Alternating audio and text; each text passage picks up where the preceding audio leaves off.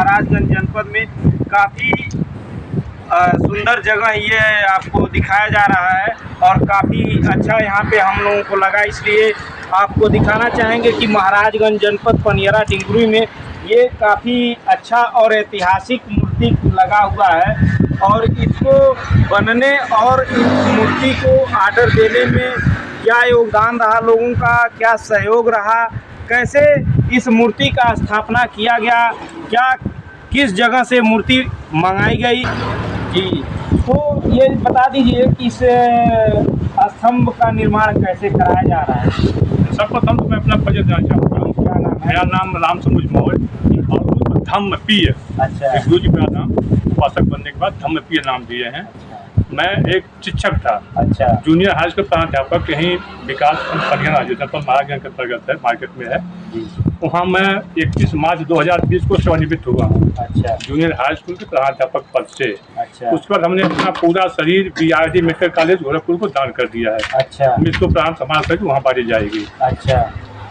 और उसके बाद मेरे विचार में आया कि कुछ ऐसा काम किया जाए कि समाज के लिए कुछ अच्छा हो, कुछ लोग सीख लें। तो ये हम अध्ययन करते करते जो है यह देखें कि तथागत बुद्ध जो शाक्य मुनि गौतम बुद्ध हैं, इन्होंने अपना राजमहल छोड़ दिया, पूरा राजपाट छोड़ करके, और समाज सेवा के लिए जो है ज्ञान प्राप्त के लिए गए। और ये कपिलवस्तु से जा करके वहाँ बोध गया में ज्ञान प्राप्त किए और उस ज्ञान को पूरे विश्व में बांटे। और पूरा विश्व उनके ज्ञान से, उनके करुणा से, उनकी दया से, उनकी शिक्षा से खुशहाल है। तो हम भी यही सोच करके हमने उनकी मूर्ति की स्थापना किया। और इनके ज्ञान को बांटने में जो ईसा पूर्व 304 वर्ष पहले सम्राट अशोक महान हुए थे, वो इनको ज्ञान को प्रचार कराने के लिए पूरा अपना जो है राजपाट से अपने पुत्र और पुत्री को भी लगा दिए थे। अपने पुत्र महेंद्र और पुत्री संघमित्रा को इन्होंने श्रीलंका भी भेजा था प्रचार करने के लिए, धर्म का प्रचार करने के लिए।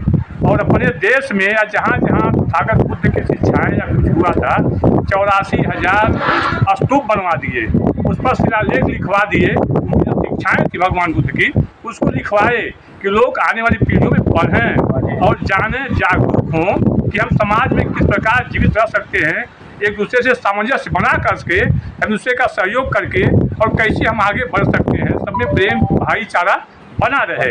इन शिक्षाओं को उन्होंने लिखवाया और उसी को पीढ़ी दर पीढ़ी ये चलते आ रहा है। इसी को बढ़ाने के लिए हमने जो है इसकी स्थापना कराया है। और इसमें क्षेत्र के लोगों का, तमाम जनपद के लोगों का आर्थिक सहयोग, शारीरिक सहयोग, मानसिक सहयोग, सबका सहयोग मिल रहा है। और पर्यटन विभाग से हमारे जो है ये कमरा और हाल वगैरह कुछ बन रहे हैं अपने निवास के लिए। व्यवस्था साधन सहयोग करते हैं और हर कार्यक्रम भी होता है। और इससे चाहे गाड़ी का वो होता है, सिंचाई होता है, चाहे लड़की का दिखाई हो, चाहे बच्चे का जो है मुंडन संस्कार हो, कोई संस्कार सब यहाँ संपन्न कराया जाता है। और यहाँ जो है ये वैज्ञानिक दृष्टि किया जाता है। हाँ। अच्छा, ये बता दीजिए कि जो कि इस मूर्ति को लगवाने में कितना खर्च आ रहा है। ये स्तंभ है और मूर्ति लगवाने में 5,25,000 रुपया तो हमने उनको दिया जो बनाए। अच्छा। मिर्जापुर चुनार में आलोक कुमार मौर्य जी। अच्छा। उनके कारीगर बनाए और वहाँ से ट्रक से आया और यहाँ 18 दिन 4 मिस्त्री रहे। छोटा क्रेन भी आया था और ऊपर लगाने के लिए बड़ा क्रेन आया था, वो जो 3 बार निकलता है, वो 15,000 रुपया डेली का देते दिए थे। 18 दिन में खड़ा हुआ था। हाँ। और ये जो तथागत बुद्ध भगवान की मूर्ति लगी हुई है, इसको कितना समय लगा बनवाने में, ये दोनों जो स्तंभ खड़ा करने में और बनवाने में, और तथागत बुद्ध भगवान की मूर्ति में कितना खर्च? हाँ, लगभग 1 साल में बनाए ये लोग। अच्छा। और उसके बाद सब लगाया करके। जी। तो कितना समय लग गया आर्डर देने में और इसको लगवाने में? तो वही आर्डर देने के बाद लगभग 1 साल के बाद लगा है ये। अच्छा। और ये खाली है, वहाँ सम्राट अशोक की मूर्ति लगेगी उसमें। और क्योंकि सम्राट अशोक की जो है भगवान बुद्ध को चारों तरफ फैलाए। अच्छा। और उन्होंने राज धर्म घोषित कर दिया था, इसलिए उनकी मूर्ति वहाँ पर लगेगी। समाज में क्या संदेश देना चाहिए? समाज में यही संदेश देना चाहेंगे जो विज्ञान का युग है और तो शाक्य मुनि गौतम बुद्ध भी विज्ञान के विचार पर आधारित शिक्षा दिए हैं और हम लोग विज्ञान पर ही चलेंगे। यदि मान लीजिए यदि विज्ञान से मोटरसाइकिल चल रही है, यदि हवा निकाल दिया जाए तो नहीं चलेगी, हैं? किसी कोई उपाय करेंगे नहीं चलेगा, वो विज्ञान के दिन है। तो हम विज्ञान के आधार पर रहेंगे तो हमारा जीवन सफल रहेगा, हम सब लोग खुशहाल रहेंगे। और और हम एक दूसरे हर प्राणी जगत से सबसे प्रेम व्यवहार रखें हैं। तो सर हम तो बहुत कुछ कहना नहीं चाहेंगे, क्योंकि आप सबके अध्यापक और मेरे भी अध्यापक, क्योंकि अध्यापकों का सम्मान जो है कि हम बहुत ज़्यादा करते हैं। और गुरुजी मानना चाहेंगे कि आप बच्चों को क्या संदेश देना चाहेंगे हमारे चैनल के माध्यम से? बच्चों को शिक्षा देना हम चाहेंगे, कहना चाहेंगे और आग्रह करेंगे, उनको आशीर्वाद देंगे, शुभाशीष देंगे कि जो आजकल ज़माना है, यदि बिना पढ़े हम कहीं आगे नहीं बढ़ सकते हैं। शिक्षा में महत्वपूर्ण योगदान करें, अपना शिक्षा में अपना ध्यान लगाएं। शिक्षा के साथ साथ स्वास्थ्य पे ध्यान रखेंगे, मूल शिक्षा है, लेकिन शिक्षा के साथ साथ स्वास्थ्य हमारा ठीक रहेगा तो इस शिक्षा ग्रहण कर सकते हैं। ये दो चीज़ नए उपयोग करें। लेकिन गुरुजी हम आपको बताना चाहेंगे कि बीजेपी की शासन में 10 साल रह चुकी है बीजेपी की शासन, और आचार संहिता लगा हुआ है और चुनाव का आगाज हो चुका है लोकसभा का। लेकिन गुरुजी आपसे एक शब्द जानना चाहते हैं और कि कहा गया है कि राशन जरूरी है कि शिक्षा जरूरी है।